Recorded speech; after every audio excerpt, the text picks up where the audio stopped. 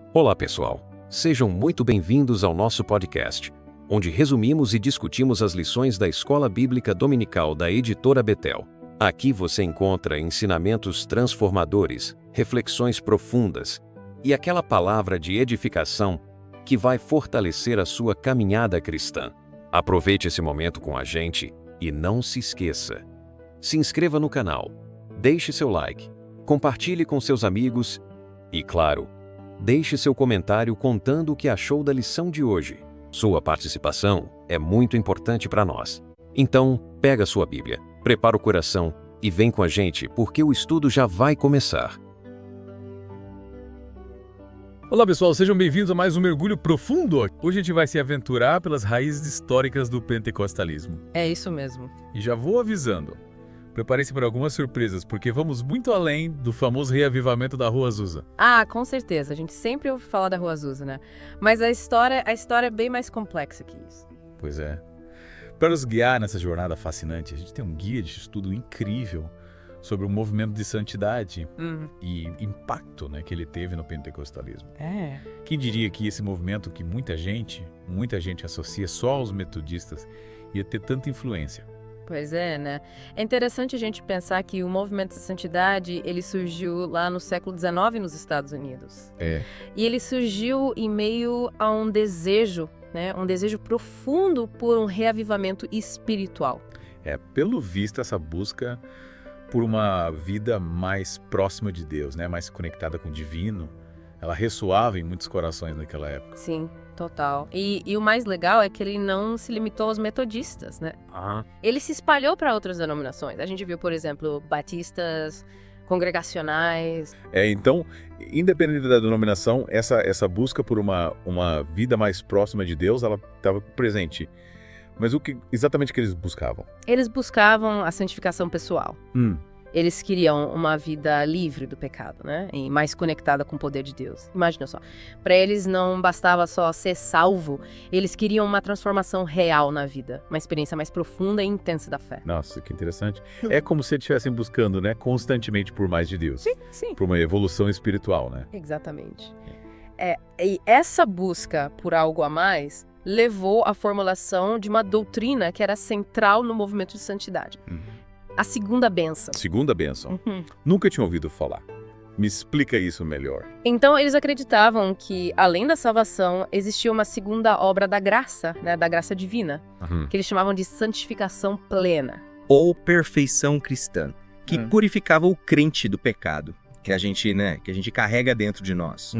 É como se fosse um passo além na vida cristã, uma experiência mais completa do poder de Deus. Essa ideia de que a vida cristã ia além de simplesmente ser salvo, devia ser revolucionária para a época. Totalmente revolucionária. E essa busca por uma experiência mais profunda com Deus não ficou restrita aos Estados Unidos. Lá na Inglaterra, o movimento de Keswick, que era famoso pelas suas convenções, né, pelas suas grandes convenções anuais, pregava também a importância do batismo no Espírito Santo para capacitar os cristãos a viver e servir com mais poder. Olha só, então essa busca por uma vida mais conectada com o Espírito Santo estava acontecendo em vários lugares ao mesmo tempo. Sim, legal. Mas além do movimento de santidade de Keswick, teve mais alguma coisa que contribuiu para essa crescente expectativa por um novo derramamento do Espírito Santo? Sim. Tinha um cara chamado Edward Irving, também na Inglaterra, que pregava sobre os dons do Espírito Santo, né? É a restauração do ministério apostólico. Ele queria reviver a experiência da igreja primitiva com curas, profecias e outras manifestações, né, do poder de Deus. Imagina o impacto disso na época. Todos esses movimentos, de alguma forma, ajudaram a semear a ideia do batismo no Espírito Santo como algo central para a vida cristã. Sim, com certeza. Mas eu vou falar em línguas tão associado ao pentecostalismo, de onde veio essa ideia? Aí entra um personagem fundamental, Charles Parham. Ele era um pregador metodista, influenciado pelo movimento de santidade. E ele começou a defender a ideia de que falar em línguas era a evidência inicial do batismo no Espírito Santo. E ele vivenciou isso na prática? Sim. Na escola bíblica que ele dirigia lá em Topeka, no Kansas, os alunos começaram a falar em línguas. E isso foi um marco importante, né, para o desenvolvimento do pentecostalismo. É como se as peças estivessem começando a se encaixar, né? Mas e o famoso reavivamento da Rua Azusa, onde ele entra nessa história toda? O reavivamento da Rua Azusa, que aconteceu lá em Los Angeles, ele não foi o início do pentecostalismo. Ele foi um grande catalisador para a sua expansão. William Seymour, um pastor que foi influenciado pelo Parham, pregou sobre o batismo no Espírito Santo. E o reavivamento se espalhou rapidamente. Mas, para entendermos melhor essa explosão, precisamos voltar um pouco no tempo, né? E entender o clima da época. É verdade. O final do século XIX, né? Ele foi marcado por uma intensa expectativa de um novo Pentecostes, né? Exatamente. Pregadores como William Orter e Charles Spurgeon falavam abertamente sobre essa expectativa. Imagina, as igrejas fervilhavam com essa esperança de que algo grandioso estava para acontecer.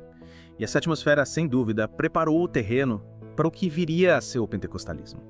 Então quer dizer que o pentecostalismo herdou muita coisa do movimento de santidade e de outros movimentos que o precederam, né? É como se fosse um rio que foi se formando a partir de vários nascentes. Exatamente. O pentecostalismo carrega no seu DNA essa ênfase na obra do Espírito Santo, né? A crença nos dons espirituais e a expectativa, né, do poder de Deus se manifestando na vida dos crentes. Mas essa história ainda não acabou. É verdade, ainda tem muito mais pra gente explorar. Muito mais. Na próxima parte, a gente vai mergulhar mais a fundo nas características e crenças do pentecostalismo e como esse movimento impactou o mundo. É isso aí. E preparem-se para se surpreender ainda mais com a riqueza e a diversidade desse movimento que continua, né, a cativar e desafiar as pessoas no mundo todo. E aí, pessoal? De volta para a segunda parte do nosso mergulho nas origens do pentecostalismo. Na primeira parte, a gente viu como um movimento de santidade e outros movimentos do século XIX prepararam terreno para essa explosão espiritual. E a gente descobriu que o reavivamento da Rua Azusa, apesar de ser um marco importante, ele não foi o ponto de partida do movimento, né? Mas me conta como essa chama se espalhou pelo mundo depois de Azusa. A Rua Azusa funcionou como um megafone amplificando a mensagem do pentecostalismo pro mundo. A partir dali, a notícia do reavivamento cruzou oceanos. Chegou na Europa, Ásia, África, América Latina. Nossa! É incrível como essa experiência com o Espírito Santo uniu pessoas de diferentes culturas. Deve ter sido realmente impactante. Mas pensando bem, essa diversidade cultural também deve ter contribuído para diferentes interpretações do pentecostalismo, né? Com certeza. Cada cultura vivenciou e moldou o pentecostalismo à sua maneira, o que contribuiu para a riqueza e complexidade do movimento. É por isso que, mesmo tendo raízes comuns, o pentecostalismo se manifesta de formas tão diversas ao redor do mundo. É verdade. Falando em raízes, quais eram as crenças e práticas que caracterizavam o pentecostalismo naquela época? O que diferenciava ele de outras formas de cristianismo? Bom, o pentecostalismo herdou do movimento de santidade a ênfase na santificação pessoal e no poder transformador do Espírito Santo. Mas ele foi além, né? Incorporando elementos novos e resgatando outros da igreja primitiva. Que legal. Quais eram esses elementos? Um dos aspectos mais marcantes era a ênfase nos dons espirituais, como a profecia, a cura divina e, claro, falar em línguas. Eles acreditavam que esses dons estavam disponíveis a todos os crentes e eram essenciais para a vida da igreja. Imagina só cultos cheios de emoção, espontaneidade e manifestações do Espírito Santo. Devia ser bem diferente do cristianismo mais tradicional da época. Era uma experiência bem vibrante e sobrenatural, né? Mas imagino que nem todo mundo tenha recebido essa nova forma de cristianismo de braços abertos. É verdade. Muitas igrejas tradicionais viam o pentecostalismo com desconfiança e até hostilidade. Criticavam a ênfase na emoção, as manifestações espirituais e a interpretação literal da Bíblia. Essas diferenças levaram a muitos conflitos e, em alguns casos, a separação de denominações. Faz sentido, né? Mudanças radicais costumam gerar resistência. O pentecostalismo cruzou fronteiras e se enraizou em diversos países, inclusive aqui no Brasil. Verdade. O pentecostalismo brasileiro tem uma história rica e única, né? Como ele se desenvolveu por aqui. O pentecostalismo chegou ao Brasil no início do século XX, trazido por missionários estrangeiros e imigrantes. Sabe o que é mais legal? Ele encontrou um terreno fértil em nosso país, com a forte religiosidade popular e a receptividade do povo brasileiro à espontaneidade e emoção dos cultos. É verdade.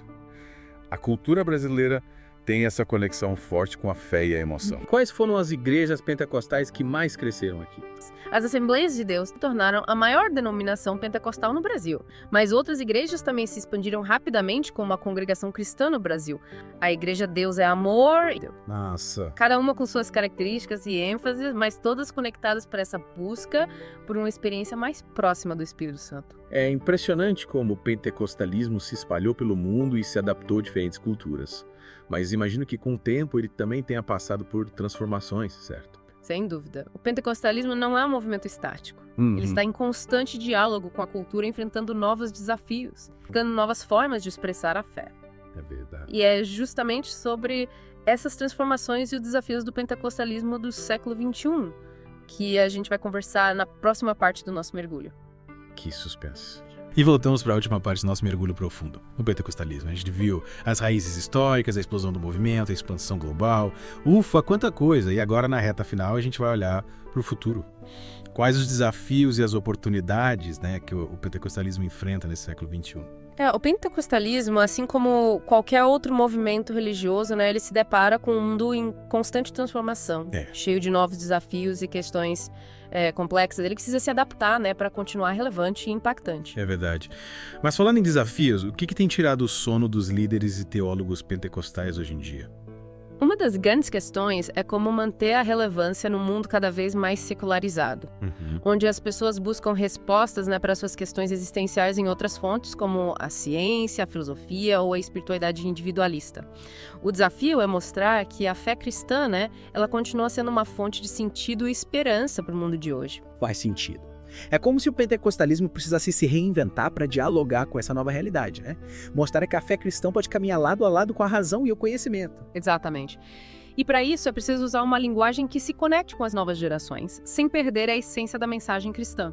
Mostrar que a fé não é um obstáculo ao progresso, mas sim um complemento, uma força que impulsiona a busca por um mundo melhor. O pentecostalismo precisa ir além dos muros da igreja e levar o amor de Cristo para as ruas, para as comunidades, para os que sofrem. E precisa fazer isso de forma relevante, criativa, eficaz. Só assim ele vai poder cumprir o seu papel de ser sal e luz no mundo. Que bela mensagem para a gente encerrar o nosso mergulho. E você que nos acompanhou até aqui, o que achou? Quais as suas reflexões sobre o pentecostalismo, a sua história, os seus desafios, o seu futuro? A gente espera que essa jornada tenha sido enriquecedora para você. O pentecostalismo é um movimento vibrante, cheio de história e com um futuro promissor.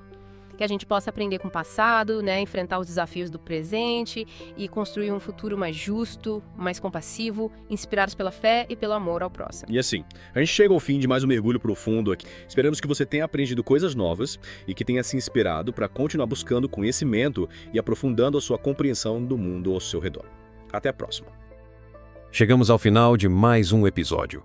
Espero que esse resumo tenha abençoado sua vida e te ajudado a compreender ainda mais a palavra de Deus.